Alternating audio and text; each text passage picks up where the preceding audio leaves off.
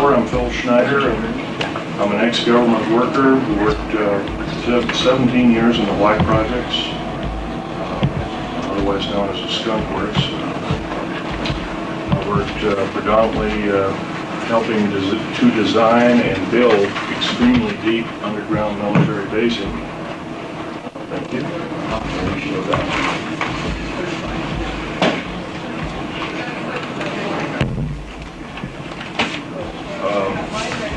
Give you a short overview of my background. I'm a structural engineer,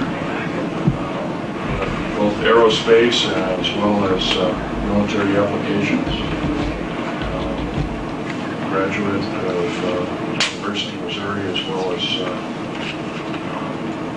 University of Manchester, England.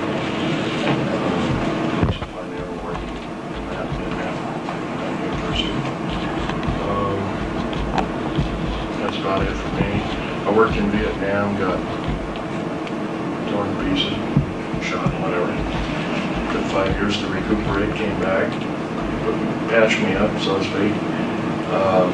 Went to work for Morrison Knudsen, and from Morrison Knudsen I worked also with EG&G, Bechtel, Aerospatiale of France.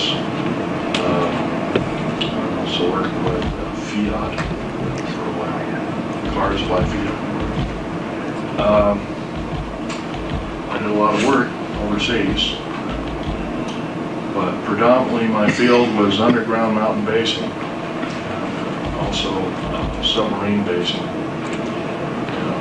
I wrote several treatises on analyzing rock formations by grain structure, and this grain structure would yield a certain pattern, and that certain pattern could be used to analyze and chemically analyze and make special explosives that could be used to blast out large caverns underground, and even when there were caverns, you could still use shape charges to blast inert rock, although a lot of it was done by laser tunneling and drilling.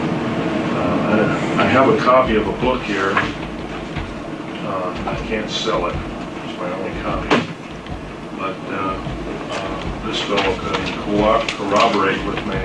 His name is Richard Souder, PhD. He can corroborate with me in regards to everything I'm talking about. Who is it by? Richard Souder, PhD. Here's another man that Okay, we need couldn't to find the room. You need to give him your ticket. I will. And all that. I guess I'll let you know that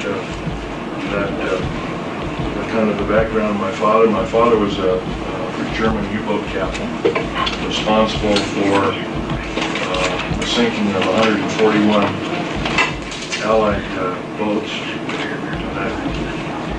and he got captured by the French, then turned over to 3rd Army, U.S., and then 3rd Army turned him over to Naval Intelligence, based out of Pensacola, Florida at the time.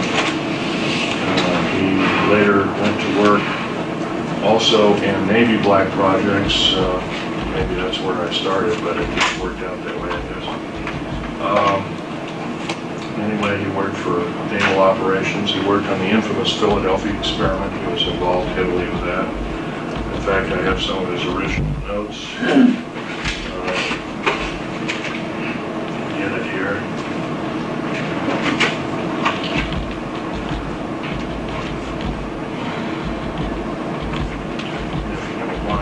Wait a second here. Thought I included them, but I guess I didn't. Strange, they were right here, too. Oh, here they are. These are some of the original notes that he had to go to school to learn them at Berkeley. And they were discussing things like element 104, 105 way back in 1950, so obviously that school was a little more accelerated than schools normally of that particular day, both in atomic physics and also in time variancy. Anyway, my father continued to work in the U.S. Navy up until a couple of years before he died. He died 2 years ago, 1993, May of 93. But his main contribution, other than the Philadelphia experiment, was that he was one of the principal engineers of the first nuclear submarine, the USS Nautilus. And he worked with Hyman Rickover on that project to its fullest, from start to finish. He helped design the nuclear reactor, he helped design the metals, the containment vessel. He did all the machining of the uranium pellets that were used. He designed the hull predominantly and some of the graving docks, and so he was a major contributor and such. Such today that even his ideas in air conditioning and filtration are still used today in all nuclear submarines in the United States. So, that's so much for my father. He taught me a lot. He's a pretty silent fellow over time. He told me that I shouldn't work in black projects in the desert regions. Of course, I told him, I'm sorry, I have to work for a living. And in the early 60s, mid-60s, construction work didn't pay really tremendously. And that's where I got my start. One thing led to another. And when I went over to Vietnam, I got 10 times what a normal construction worker would get. But then the risk was pretty great too.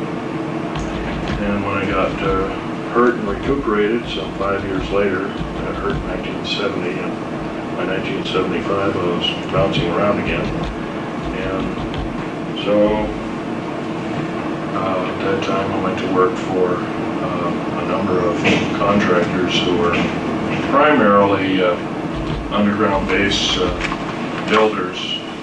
And of course, I might give you a brief overview. The first underground bases were basically old gold mines. Just the tunnels were already there. The first missile base, as a matter of fact, I believe it was in northern Montana. It was an old gold and silver mine. And the missiles are still in the old air shafts. The air shafts are re-drilled out and everything. And actually, they made a semi-hardened missile base out of an old gold mine, which is kind of unique, seeing the laser. Well, basically the main part of the talk will deal with what I faced underground. Is there anybody here that is in the frame of mind that they can't take gore or that kind of thing? If there is, there might be a problem because I'm going to get rather graphic. I don't like it, but I can take it. Okay, I'll tone it down a bit, but obviously, this workshop basically is everything that I missed in the main talk yesterday, and of course it's pretty hard to cram 3.5 or 4 hours talk in 50 minutes. I've divided a talk into three topics. I'm going to talk about dumb bases, deep underground military bases, call them dumb bases. Right now there are 131 of them, 129 are fully operational. Each one averages about 4¼ cubic miles hollowed out underground at an average depth of 5,000 feet down. Now, of course, some of them are shallower, some of them are deeper. They're strategically located. They were initially built to protect the President of the United States and the government in general, the federal government as well as the political government. Somehow the sheer number of the 129 bases with basically the size of a medium-sized U.S. city is kind of unfathoming when you're dealing with maybe only 10,000 people in government that would be saved during a nuclear holocaust or war. So obviously these bases have other ulterior means. Some of them have already been used to in-house alien beings. Our government chooses not to let this out to the public for two reasons. Their first main reason is that they don't want to panic the public.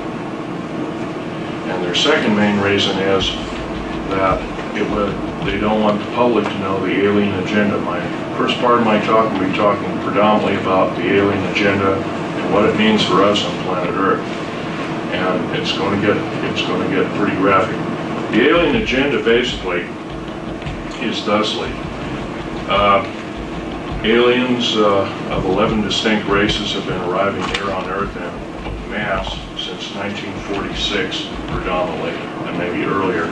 Actually, probably the Bikini Island was one humongous underwater UFO base, or basically flying disc base, and that was known in the early 1940. I think it was March of 1940 it was known that there was a number of this activity at that time.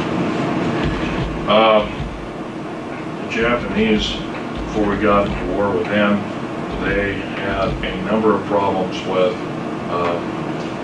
flying balls of light, as they called them, or divine second wind, as they also called them. They thought they were godlike. However, the gods don't come down and murder the populace, and so their idea of such ended rather abruptly. They became rather frightened after they declared war with us, hoping that if they lost the war, and this is strictly skeptical at this point in time because I've heard this from only 3 different sources within the U.S. Navy, that if we captured enough territory, maybe we could lick them, and that would solve their problem. But although that's pretty skeptical, can't prove that one way or not. The alien agenda basically is to take over planet Earth by another race of beings, or races of beings. The U.S. government has known about this alien agenda at least since early Hitlerian times, probably as early as 1933. The reason for that is the Third Army, under Patton and others, just afterwards had allured that there was some other agenda other than World War II that was an immediate threat to the people of this planet. In fact, General Douglas MacArthur was one time quoted in saying the very next war, and this is toward the close of World War II in 1945, he actually was quoted in saying, the next war we have will be not from people of Earth, but it will be from people. The World War I'm talking about, or worse, will be from races from the stars. And of course, this spawned a lot of speculative science fiction writing and that kind of thing like that. He was always, from then on, he was kind of looked at as a doddering old fool. He was a very visionary man, saying the least. If anything, he knew about the alien agenda in World War I times. Let me go further back in history. The first UFOs seen and occupants seen in caves and in and around Truth and Consequences, New Mexico, were spotted by U.S. Army cavalry in 1909. So this is a little earlier than most people had thought. Supposedly U.S. cavalry had come across they were chasing some bandits, and we chased them in this area, and there was these caves, and they were rather highly infested with aliens and what they called a silver wing. They didn't know what like. All that was around were very primitive aircraft, and of course there was balloons, and that was about it. 1909 was pretty far back in time. Anyway, the alien agenda means, as far as anything goes. As far as the government is concerned, it is the worst scenario they could ever face. Because it involves not only having to tell the public major lies and innuendo all the time, and keeping the public out of their face. Slowly it's breaking down, and I'm helping do that because I remember my forefather of this country, George Washington, one time saying, "An uninformed populace is a populace devoted to slavery." And so one must consider that if we become uninformed and we ourselves have to take up battle against this kind of a scourge, if we're uninformed, then we're defeated already. So I'm not here to panic anybody or start a panic, but I feel that by lying to the American public, this is not the American way. And we need to do something about that. As a matter of fact, as I'm talking, we need to also be talking and doing our homework regarding that. And there's a lot of people who say, well, I don't have the time. You can take 20 minutes a day, can't you? And we can go from there. You'd be surprised what word of mouth does after you found out one little truth, another, and pretty soon it becomes a snowball. But back to the alien agenda. Throughout the almost half of the deep underground military bases in the United States, the 62 of them, of the 131, actually the 129, they're fully operational, the other two are under construction. 62 of these bases are housing both the tall gray as well as the short gray alien and all of their craft, and of course our government, especially the U.S. Air Force and the U.S. Navy predominantly, are trying to break this their technology down into usable technology for our own self. Case in point is this particular scenario. The F-117A, the B-2 bomber, maybe the Aurora, although that's not an accurate rendition of what it looks like. The airframes are predominantly made of alien metals beyond element 109,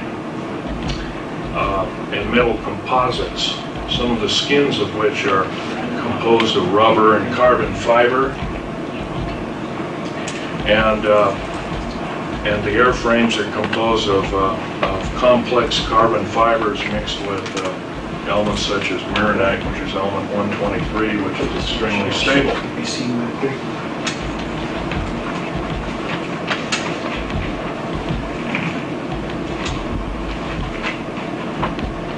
I just kind of slapped this together. It's not quite as professionally done as these, but this was in Saudi Arabia.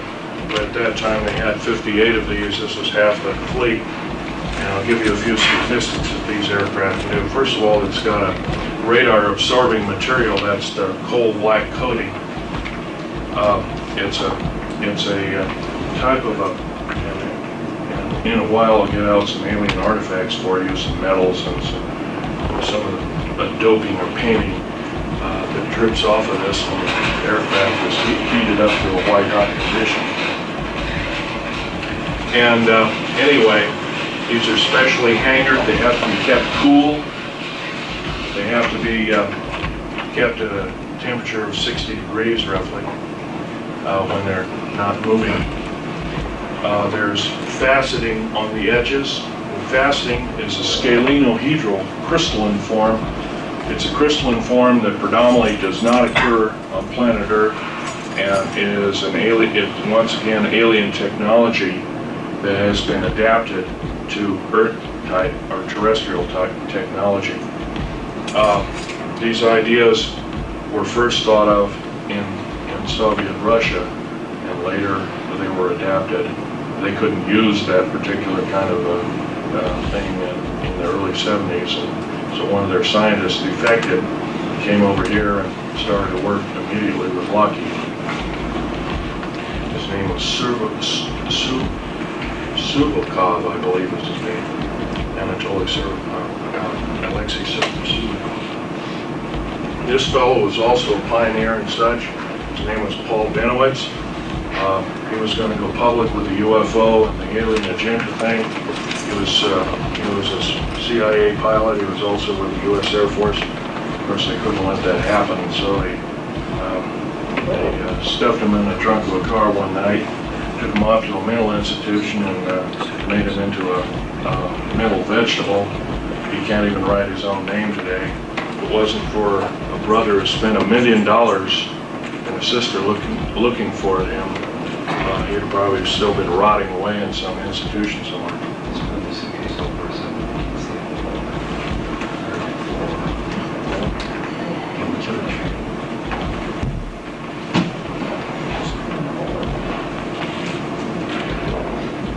Okay. What we've got here, like I mentioned, is basic alien technology. It was adapted for us. Paul Benowitz, once again, he developed the shape of this aircraft, as well as how the bombs were to be dropped. He was also into other projects through Los Alamos. This is in Saudi Arabia, and I'll tell you a few statistics about this during the Gulf War. would you like to borrow this? Sure. Thank you. During the Gulf War, this particular aircraft had 4 large bombs underneath. They were called smart bombs, cruise missiles, and also rockets and machine gun fire, Vulcan cannon style, but even more advanced than that. I don't really know quite about that. There was one pilot that sat in here. He literally had to be crammed in, actually right up in here. They had to literally wedge him in there, and took a certain weight and size of individual in this aircraft. And all the Computronics was made by Mitsubishi Computronics and Heavy Electric Industries. The jets were both turbine as well as nuclear powered for extremely high flight. By the way, the smart bombs that were used in the Gulf War, 58 aircraft ran 3,706 sorties or missions. 100% of the bombs hit the target. 100% of the rockets hit the target. Shot up, completely destroyed the Iraqi air defense systems. It was a 100% system. Only one aircraft suffered one small hit, or actually where a missile just barely missed it, and it just chipped out part of that, but the aircraft was able to make it home. It was a minor repair. The aircraft's back in service.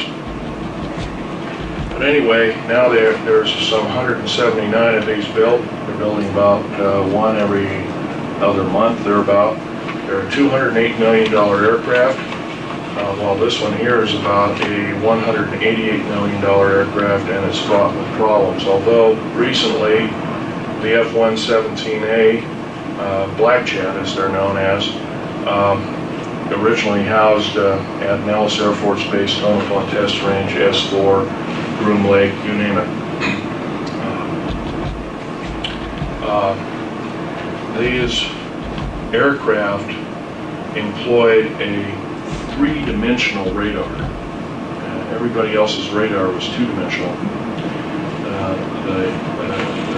The Black Jets employed a 3-dimensional radar, which was far superior. And its Computronics 2 also had a Cray system to analyze bombing targets, and it was also the first aircraft where the pilot wore a helmet. It's called psychoenergetic range finding. It's a copy from the Russian technology, Soviet-Russian technology, where a pilot can think in his own language and arm his weapons and pick his target from his computer. It's still employed in a 2nd and 3rd generation, and it's extremely accurate and it cannot be faked.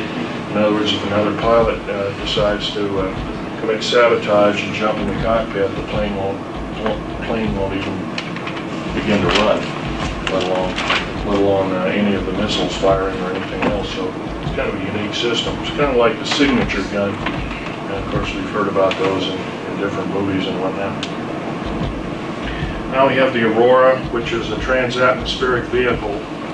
And the Aurora, there's 4 of them currently being tested. I know that's being refuted too by a couple of local gun shows before my lecture. He says, well, the Aurora doesn't exist, Phil, you know that. I said, well, really? I says, well, I guess you don't think this exists either. And that was a picture, that was this map. He said, no, that doesn't exist either. And I said, really? Interesting. I suggest you have a seat and learn something. But they have one surpassing the Aurora now. Yes, there are 2 other prototypes that are small space shuttles capable of speeds in excess of 40,000 miles an hour. And plus, we also employ 29 prototypes of flying saucer and are successful in piloting those at up to 90,000 miles an hour in the atmosphere without burning up. That's doing something because when you push, you go beyond Mach 3, actually beyond Mach 2.7, you ionize the air around it, and you cause the elements of the air to actually catch fire, and you need a force field around that system to exceed Mach 3 or Mach 4 without burning up, because you'll be as hot as a glowing meteorite coming in at about 30 or 40,000 degrees. Anyway, the Aurora, there's 4 of them flying. They fly day and night. They have 12 people in it as a crew. They can have a skeleton crew of as few as 6.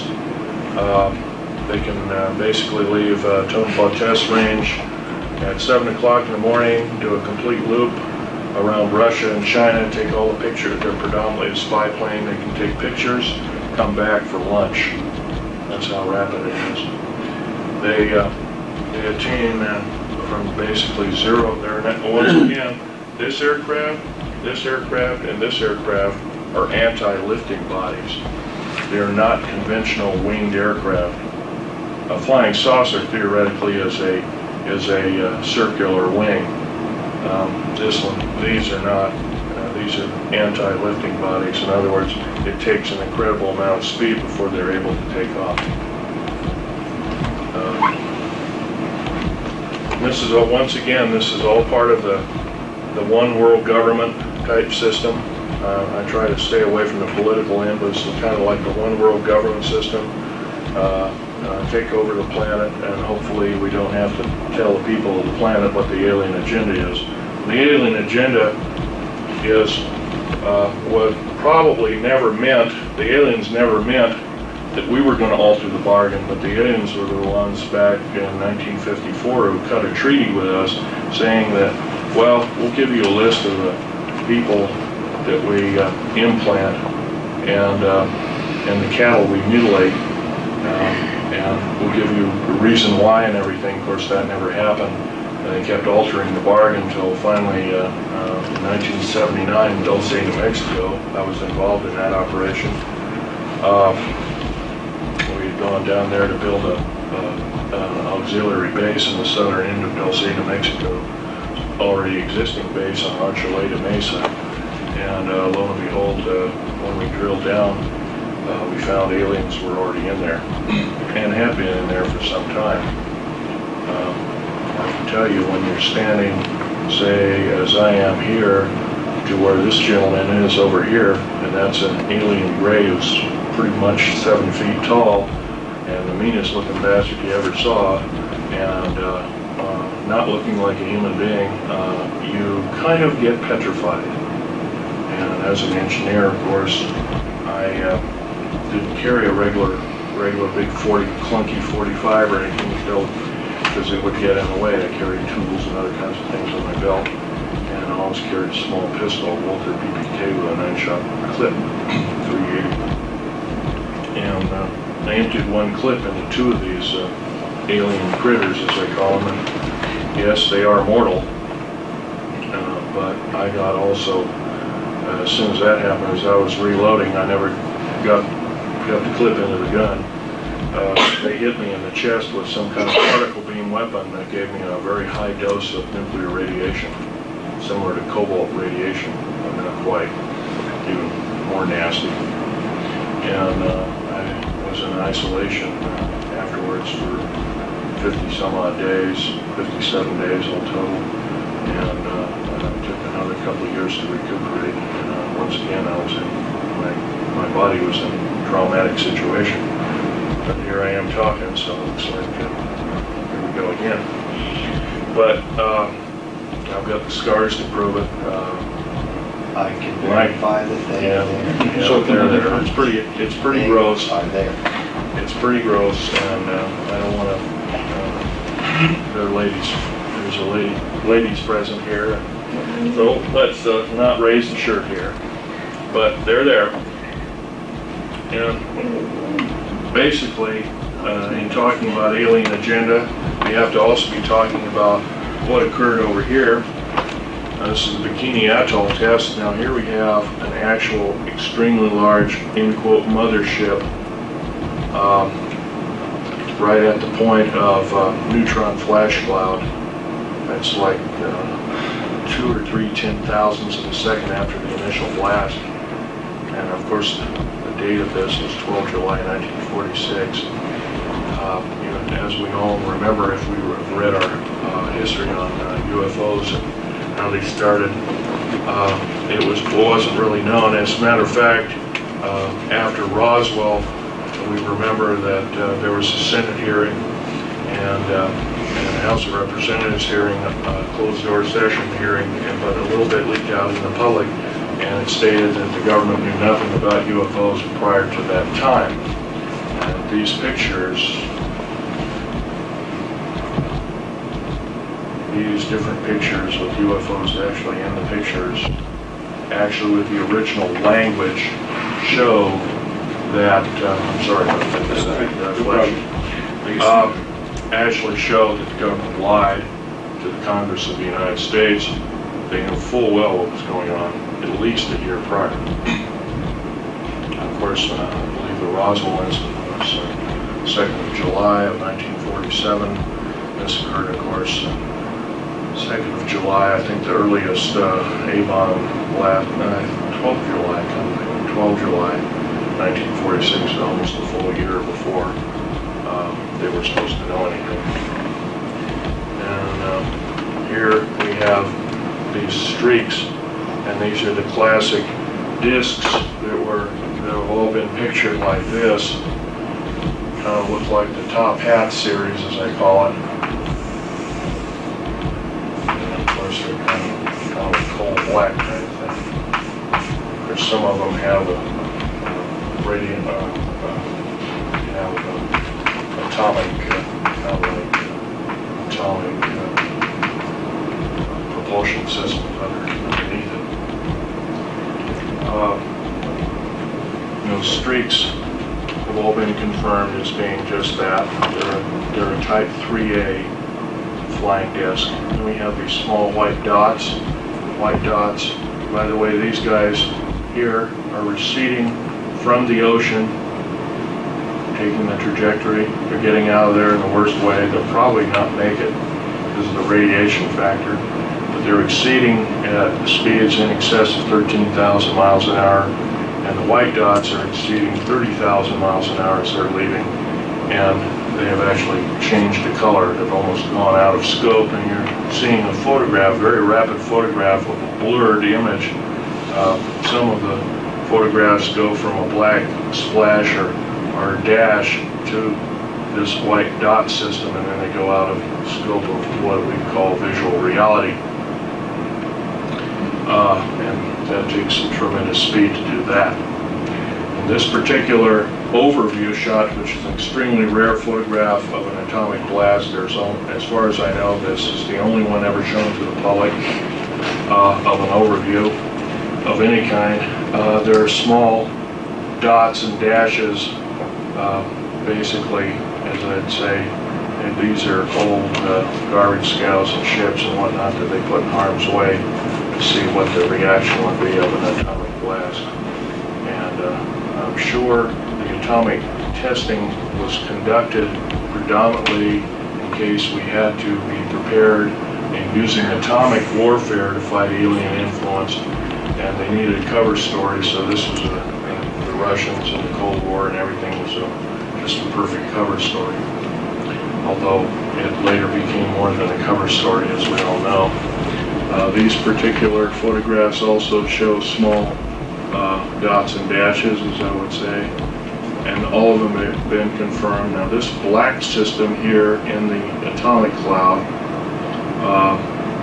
is actually time being ripped up, of course the atmosphere and the clouds and everything, and then time being warped by the initial blast itself, and that's by neutrinos going through and ionizing space, ionizing the atmosphere and whatnot, but exceeding the speed of light, so you produce an antimatter background and you get total blackness. And of course here we have another UFO similar to what it is here.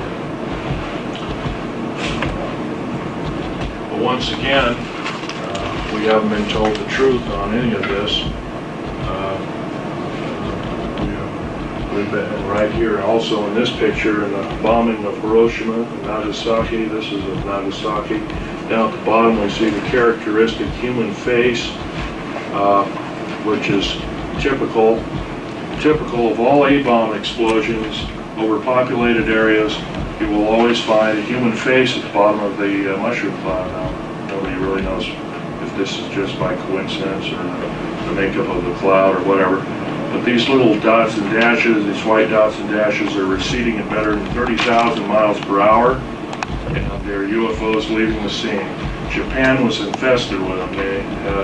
Their Navy had counted better part of 2 million of them toward the closing end of World War II.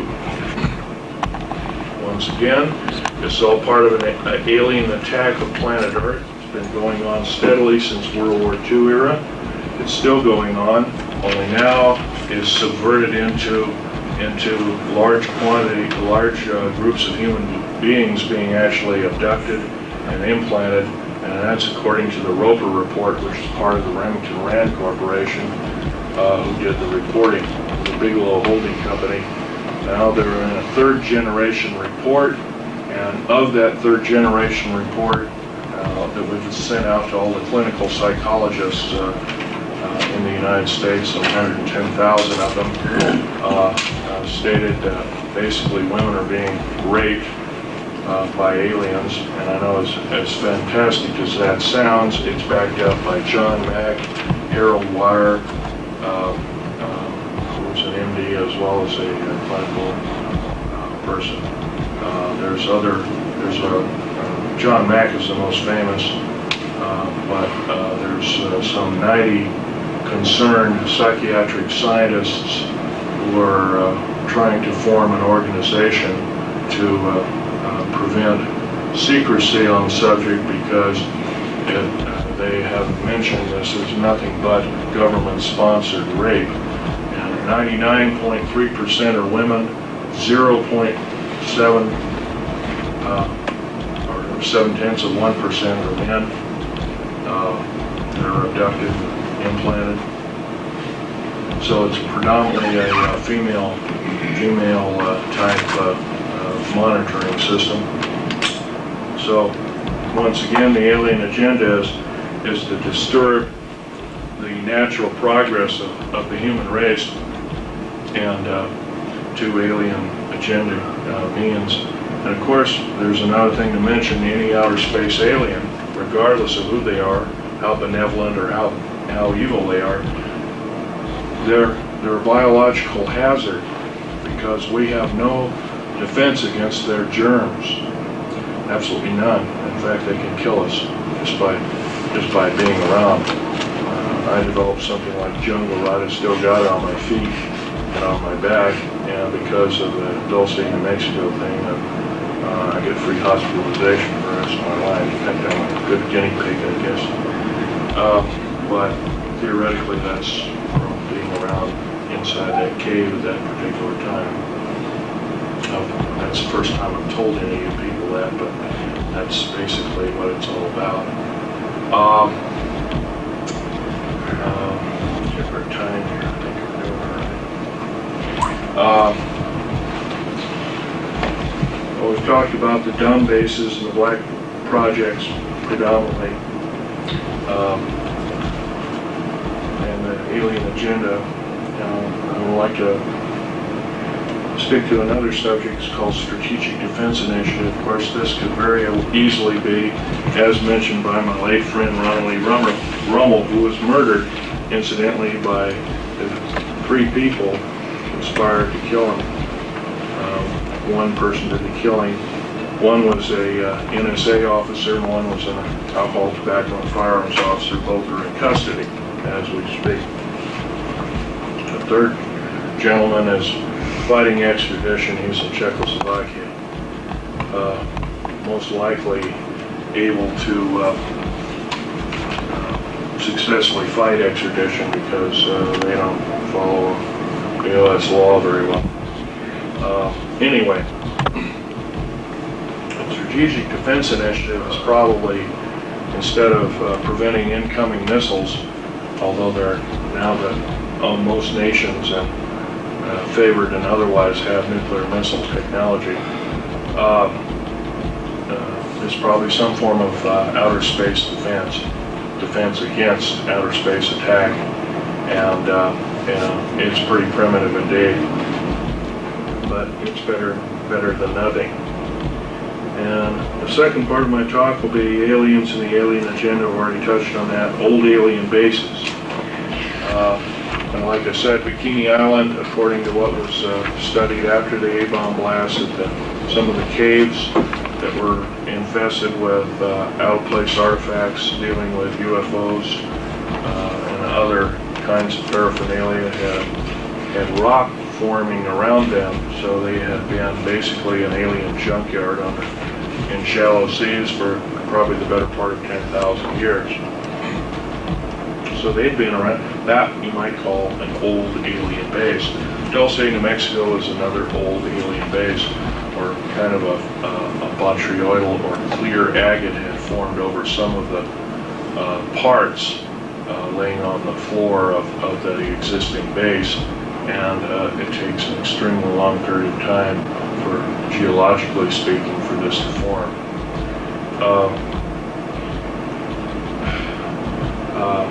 The aliens have probably been here the better part of at least 500,000 and maybe as much as several million years, although I have artifacts here which show artifacts that like a small turbine-looking device sitting in 220 million year old fossil coral, and I also have alien metals which are present in other kinds of rock formations, including a piece of petrified wood where an insect had basically burrowed a hole around one of its limbs, and then something had literally, like a laser, had literally sliced through it, but the cambium or the actual layers of the wood had bent as the beam burnt its way through it. I've got that in here too, as well as an original piece of instantly petrified, looks like a garlic root that was found in and around Area 51.